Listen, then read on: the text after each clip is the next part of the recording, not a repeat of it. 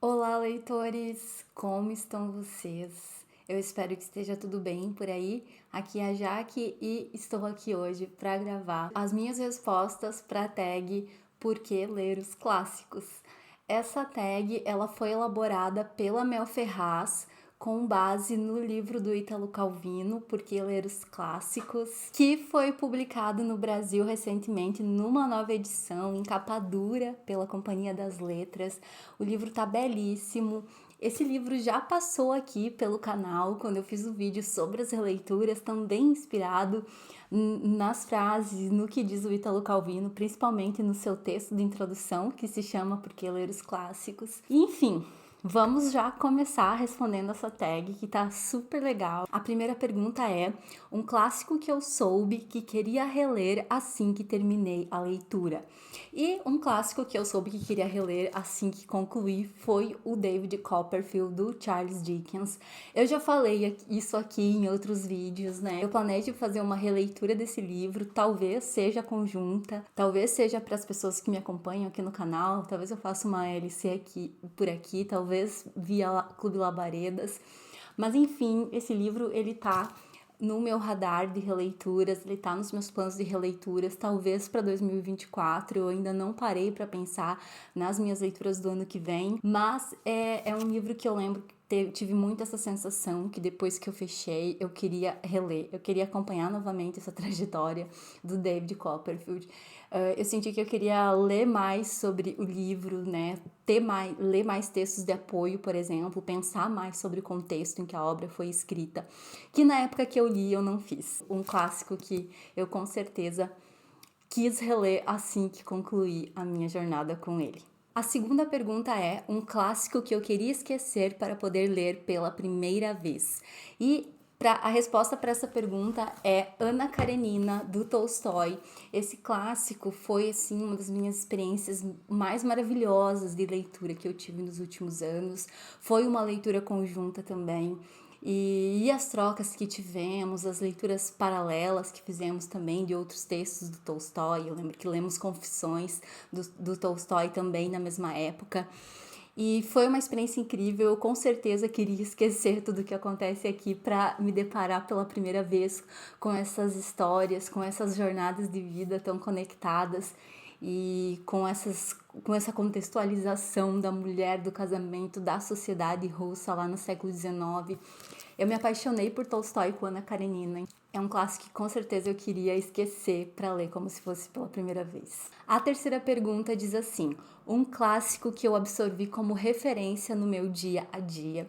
E eu acho que um clássico que eu absorvi como referência desde quando eu entrei em contato com essa obra e com essa história, lá na minha infância ainda, numa versão resumida do livro, foi Os Miseráveis, do Victor Hugo. E quando eu fui fazer essa leitura na obra completa, né, na sua totalidade, foi uma experiência tão magnífica e que me trouxe tanto aprendizado, tanto sobre a paciência de ler um livro tão grande, com tantas digressões, com tantas contextualizações, com tantos extras, né, que é o que o Victor Hugo faz muito aqui.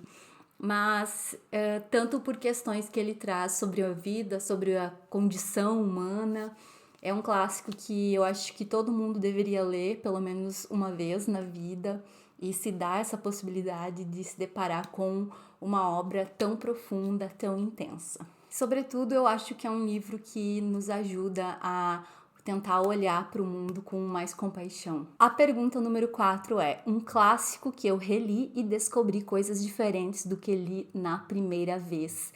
E a minha resposta para essa pergunta vai ser Caminhos Cruzados, do Érico Veríssimo. Esse livro, eu fiz a releitura agora, em 2023, e eu li ele lá na adolescência, então fazia muito tempo. Eu não tinha ideia mais do que era essa história, além de algumas pinceladas básicas, além de lembrar muito do que eu senti lendo. E agora, fazendo essa releitura, foi incrível pensar mais sobre o contexto em que ela foi escrita, o que influenciou a Érico Veríssimo a escrever esse livro, e foi magnífico, assim. Eu pude ver com outros olhos essa obra, conversar sobre ela, debater sobre ela, estudar um pouco mais. e foi uma experiência incrível. Inclusive, leiam Caminhos Cruzados, é uma obra interessantíssima. A quinta pergunta é um clássico citado por outras mídias. E para essa pergunta eu vou trazer o Frankenstein, da Mary Shelley. Eu gosto muito desse livro, eu gosto muito da Mary Shelley, de toda a trajetória dela. Eu assisti um filme, li alguns textos e fiquei muito inspirada na época mesmo que eu li esse livro, sobre essa história que reflete tanto, né, sobre os perigos de seres humanos que vão além, muitas vezes, do que deveriam em suas práticas. E é claro, esse livro está presente em tantas obras, né, da cultura pop, filmes, outros livros, né, outros tipos de criação e outras manifestações artísticas. Eu acho que todo mundo já ouviu falar do Frankenstein. A primeira vez que eu ouvi falar do Frankenstein, eu acho que foi nos gibis que eu lia na infância, e historinhas da Xuxa, provavelmente. Enfim, foi em gibi que eu ouvi falar pela primeira vez do Frankenstein. E aí, quando eu fui ler a obra que originou tudo isso, foi uma experiência muito legal. Conhecer, então, o Frankenstein, quem é o Frankenstein de verdade, porque eu achava que nas revistinhas, né, o Frankenstein era a criatura, né? E aqui nesse livro a gente descobre que Frankenstein é o médico, né? Que acaba trazendo, né, do mundo dos mortos essa criatura. Então, é um livro incrível para ser lido e eu acho que é uma das obras mais citadas também, né, na cultura e nas mídias por aí. A pergunta número 6 é um clássico sobre o qual eu fiquei pensando por dias depois de terminar a leitura. E eu vou citar As Vinhas da Ira, do John Steinbeck, que é um livro que eu também li em 2023 e, assim, que clássico magnífico. E eu acredito que quem for ler vai ter essa experiência maravilhosa. Não é um livro para se assustar, porque por ser um clássico, porque é uma escrita muito boa de se acompanhar. E eu lembro que depois que eu terminei, ele tem um final muito impactante, né? Isso também ajuda para que a obra fique mais tempo conosco depois de finalizada. Então, com certeza, foi um livro que eu fiquei pensando muito depois de concluir a leitura. Inclusive, tem vídeo aqui no canal sobre As Vinhas da Ira. Foi, eu acho, a primeira resenha que eu fiz aqui no canal lá em janeiro, fevereiro, quando eu iniciei esse trabalho aqui no YouTube. A pergunta número 7 é um clássico que é citado em todo lugar, que eu gosto muito. E eu vou citar o Dom Casmurro, do Machado de Assis. Eu não tenho esse livro físico, mas eu li ele na adolescência também. E eu lembro que foi uma experiência muito interessante. Eu li com o objetivo de fazer um trabalho para minha professora. Ela pediu um trabalho sobre o Dom Casmurro. E esse debate sobre se Capitu traiu ou não traiu o Bentinho, ele tá em todo lugar. Ele é muito citado, esse livro e esse debate. Hoje em dia a gente sabe que essa nem é a principal questão trazida por Machado de Assis no livro. Tem outras questões que envolvem o social, que envolvem o Brasil do período que ele traz, que são talvez bem mais fortes e que durante algum tempo talvez tenham ficado encobertas, né, pelo debate se Capitu traiu ou não traiu Bentinho.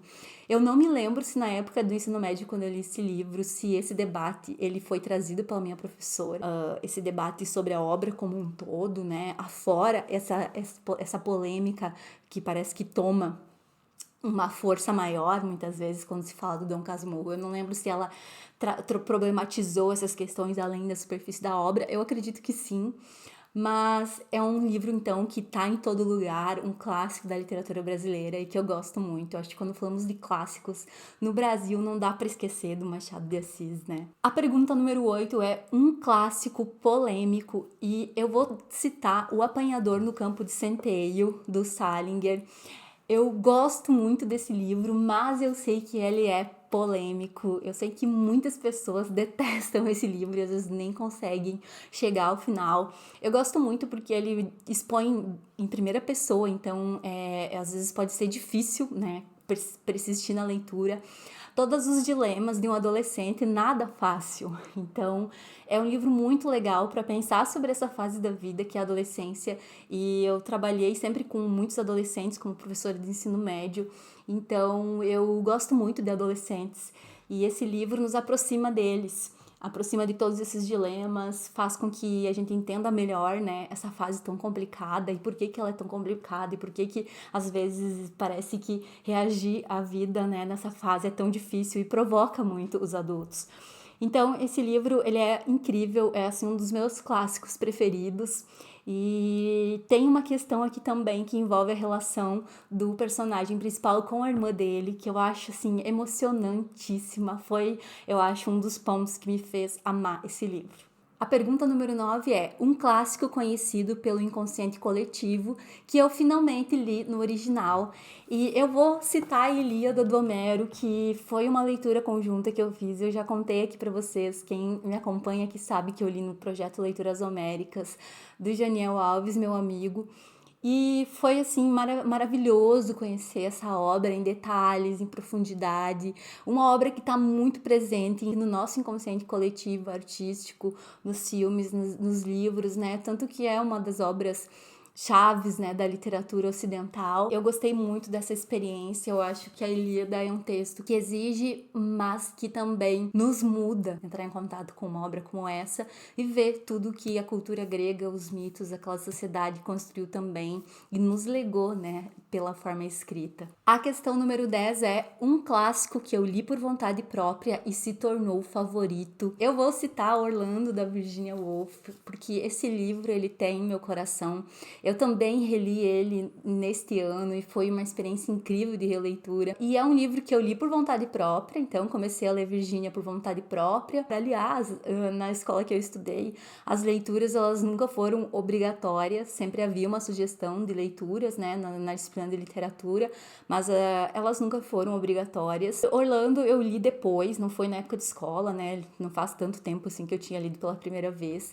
E esse é um livro que eu li por vontade própria e que se tornou um favorito da vida, que tem uma sátira interessantíssima sobre a biografia, sobre a história, sobre o próprio romance. E acompanhamos a trajetória de Orlando, né, por séculos, esse personagem com tantas facetas e tão sensível. É uma leitura que é favorita, com certeza, na minha vida. A pergunta número 11 é um clássico pelo qual eu nutro uma relação de amor e ódio.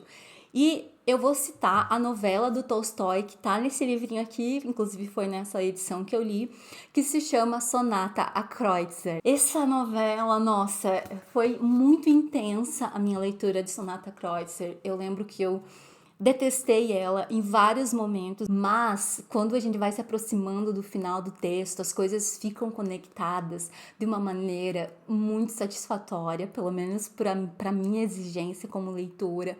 E o Tolstói, até agora, não me decepcionou em nenhuma obra. Ele sempre consegue fazer reflexões muito profundas, ele carrega toda uma moralidade nos seus textos, mas ele não deixa de colocar diferentes pontos de vista sobre uma mesma questão. E eu acho que essa novela, Sonata a Kreutzer, né, ela foi polêmica na época também, né? Rendeu muitos problemas para o Tolstói, para a Sofia, para a família, até mesmo com o imperador, com o czar russo. Mas enfim, que é uma novela que eu amo e odeio ao mesmo tempo. Eu acho que ela vale a pena ser lida. Não vamos passar batido por essa novela do Tolstói. Ela vai gerar alguns sentimentos bons, ruins. É um texto maravilhoso. A pergunta número 12 é um clássico fundador. E eu vou citar Úrsula, da Maria Firmina dos Reis, essa escritora brasileira, uma escritora negra maranhense, que escreveu um dos primeiros textos abolicionistas da história do Brasil. Foi publicado em 1859. É uma obra que ficou por muito tempo apagada da nossa literatura e que nos últimos anos temos trazido ela, temos estudado, temos refletido por que isso aconteceu. E são muitos fatores, né? Inclusive essa nossa história de séculos de escravidão e de uma abolição e um pós-abolição que nos traz até aqui nessa sociedade com estruturas extremamente racistas. Por isso que é uma obra importante de ser lida, é um romance do romantismo, então tem toda uma pegada ali desse estilo literário, mas é um texto muito gostoso de ser lido. Esse, para mim, é um dos clássicos fundadores mais importantes da nossa literatura brasileira, então eu tinha que citar a Úrsula, da Maria Firmina dos Reis. A pergunta número 13 é um clássico cujo conteúdo histórico é importante. E eu vou citar O Nome da Rosa, do Umberto Eco. Esse livro, Ele foi muito importante na minha trajetória, eu já contei aqui também em outro momento sobre como ele me deixou uma pessoa curiosa pela história, pelos documentos, por essas bibliotecas medievais extremamente labirínticas e poderosas. Esse livro do Umberto Eco, ele é magnífico, assim, para mergulhar numa história que se passa lá no século XIV, por aí, nos anos 1300 e poucos, e ele tem uma pegada policial que é, assim, um texto incrível de ser lido. Então, eu quero citar O Nome da Rosa para um clássico com um conteúdo histórico importante, porque inclusive me motivou, então, a estudar a história. E é um livro que eu quero muito reler logo também, junto com David Copperfield, que eu já citei. Espero conseguir fazer em breve. E a pergunta número 14 é: um clássico cujo contexto histórico é distante do nosso, mas ainda é importante. Para essa pergunta, eu vou citar o Madame Bovary, do Gustave Flaubert. Eu gosto muito desse livro, eu li já faz vários anos, e depois eu peguei nessa edição aqui para reler, comecei a reler e acabei não terminando a releitura na época por motivos alheios, mas esse livro, ele traz um contexto que é interessante, que pensa sobre o papel da mulher, que pensa sobre o papel do casamento, que pensa sobre toda essa estrutura material também que permeia a vida das mulheres em sociedade, como isso conversa, né, com as relações, como isso conversa com os afetos. E o Gustave Flaubert é esse escritor poderosíssimo. Eu acho que esse livro, eu sei que ele não é unanimidade, mas ele se tornou assim uma obra importante para mim, então eu acho que ele diz muito. Não só sobre o contexto histórico abordado no livro, mas também sobre o contexto histórico do Gustave Flaubert e da importância desse livro também para o gênero romance. E eu espero que vocês tenham gostado das minhas respostas para essa tag Por que Ler os Clássicos. Eu vou deixar aqui no link da descrição o vídeo que originou essa tag, criado pela Mel Ferraz, que é uma maravilhosa que eu adoro acompanhar aqui no YouTube. Não deixem de comentar aqui se vocês gostaram das minhas respostas e me contem se vocês também gostam de ler os clássicos, quais são os clássicos preferidos de vocês e também sugestões de tags para eu responder aqui no canal. Um abraço e até o próximo vídeo.